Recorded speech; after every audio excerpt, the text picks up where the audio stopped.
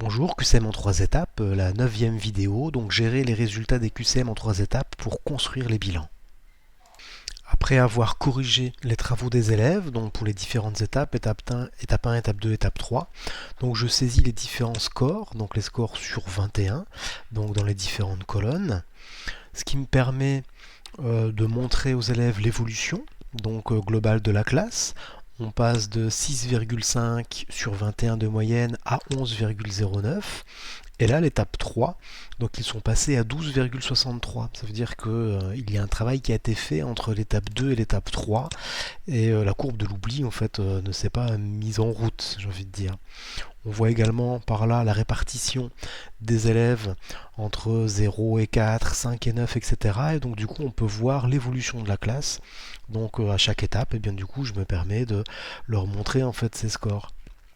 Tout à la fin, quand l'étape 1, l'étape 2, l'étape 3 donc, sont saisies, eh bien, donc, je me permets de mettre un code sur la globalité du travail.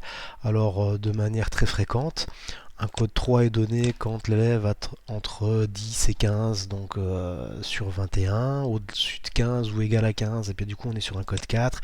Entre 0 et 5 c'est un code 1, et puis entre 5 et 10 c'est un code 2, quoi. En gros, grossièrement, mais il m'arrive de prendre en compte parfois l'évolution, la courbe donc de l'élève.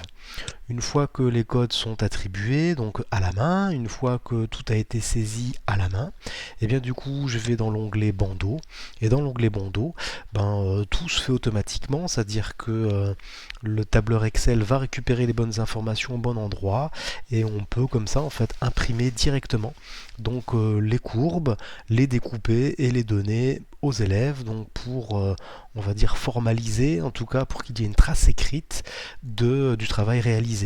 Donc là en fait c'est une très belle courbe pour la première. La deuxième, alors il y a eu donc un manque. Alors les élèves qui sont absents, ben voilà, et c'est pas toujours facile de récupérer le travail, mais et donc voilà par exemple ici un élève. Donc classiquement, voilà, on part de bas, ça monte jusque 14 et puis les connaissances n'ayant pas été réactivées, ben voilà, ça rebaisse, quoi.